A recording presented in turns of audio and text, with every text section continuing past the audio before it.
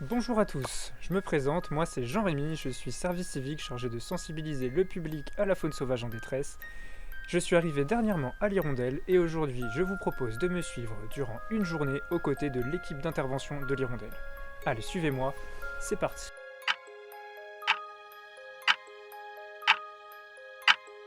Arrivés sur les lieux, nous prenons conscience de la situation et recherchons une solution pour libérer ce pigeon en détresse. Très vite, nous optons pour couper le filet anti-pigeon afin d'être plus rapide et de ne pas générer trop de stress chez l'animal.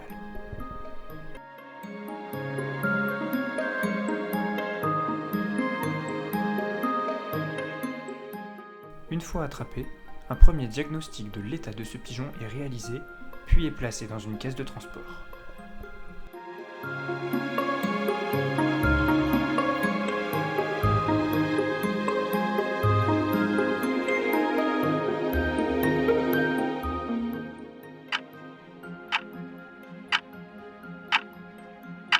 Comme vous pouvez le voir, les filets anti-pigeons se révèlent souvent être de véritables pièges mortels. Ces derniers, essayant de passer au travers, se retrouvent coincés dans les mailles et ne peuvent plus en ressortir. Nous voilà désormais sur le lieu de la seconde intervention concernant également un pigeon. Celui-ci est coincé sous un filet anti-pigeon et ne peut donc pas retrouver la liberté. Nous remarquerons assez vite qu'il présente des troubles neurologiques. C'est pourquoi nous décidons donc de l'attraper afin de le ramener au centre. La journée se complique. Nous recevons de nombreux appels concernant des mouettes tridactyles suite à une tempête survenue il y a 2 semaines au large de la Bretagne. Les vents violents ont poussé ces mouettes dans des environnements au sein desquels elles sont condamnées, d'où l'importance de venir leur porter secours.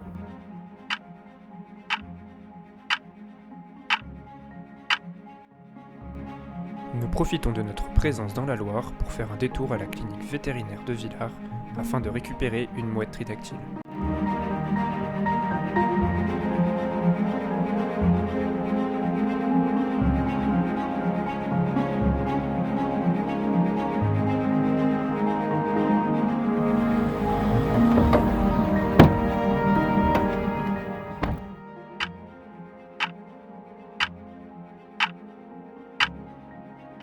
Suite à un nouvel appel concernant des mouettes tridactyles, nous sommes désormais en direction de l'Ardèche.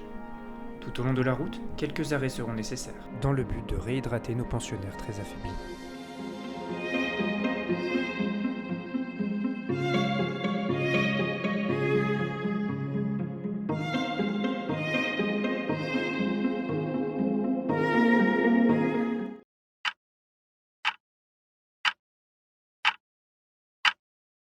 En fait, il a trouvé la première qui est capturée en carton, il n'y a aucun souci.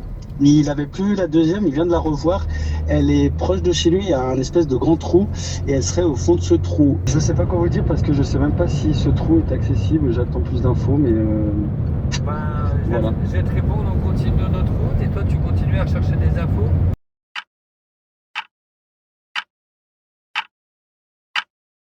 Il est en gros dans la nature avec un chamois en train de contentionner un chameau pour pas qu'il parte plus loin. D'accord, donc le mec Un est jeune dans chameau. la nature, assis sur Voilà. le chamois. Ça a l'air d'être une galère. Comment je vais avoir un point GPS avec un mec qui est assis sur un chamois J'ai son numéro, je vais essayer de le Eh ben, rappeler. écoute, Mais... t'appelles déjà le monsieur et puis on fait un Ouais. point. Dès qu'on les a récupérés, ça te laisse le temps d'appeler le monsieur, ok?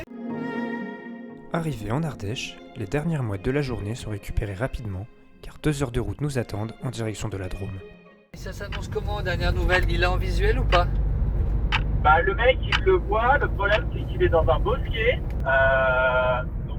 Bon, ça, on est un peu mitigé là. On sait vraiment pas à quoi s'attendre. Ouais, juste pour info, donc nous on est sur le retour maintenant là.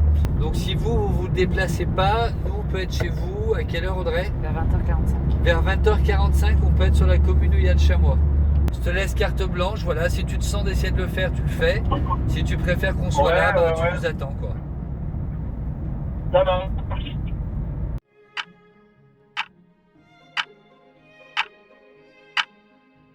Finalement, l'équipe de secours animalier en montagne s'est chargée de récupérer le chamois blessé pendant que nous étions sur la route. Arrivé au point de rendez-vous, Pascal met automatiquement en place une approche douce envers l'animal. Concrètement, cette méthode d'approche permet d'apaiser l'animal sans utiliser de sédatifs, de le mettre en confiance avec nous et ainsi de réduire son stress.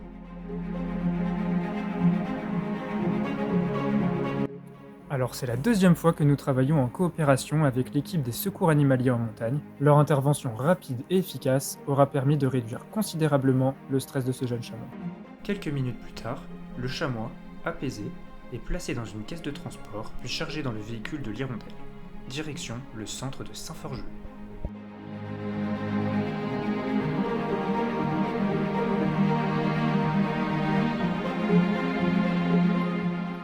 Avant de reprendre la route, nous prenons le temps de l'hydrater et de lui donner quelques morceaux de pommes.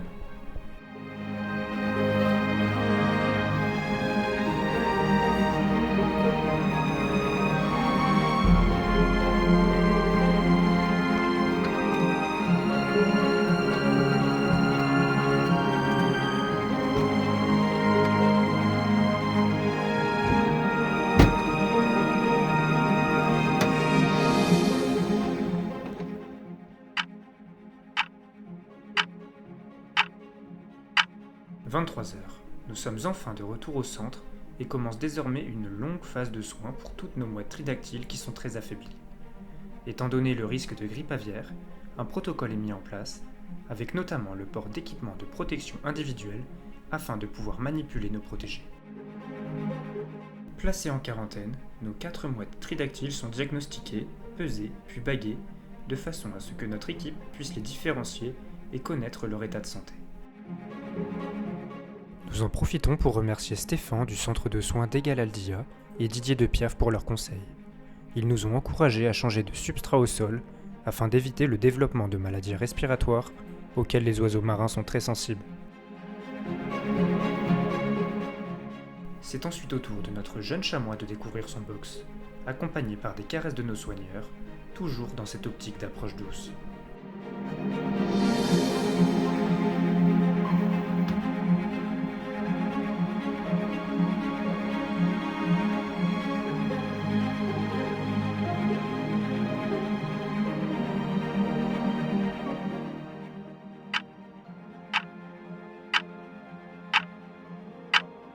Une heure.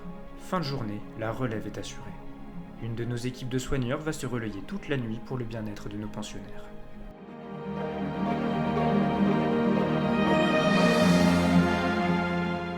Cette journée que vous avez pu suivre à nos côtés est une journée comme les autres pour notre équipe d'intervention.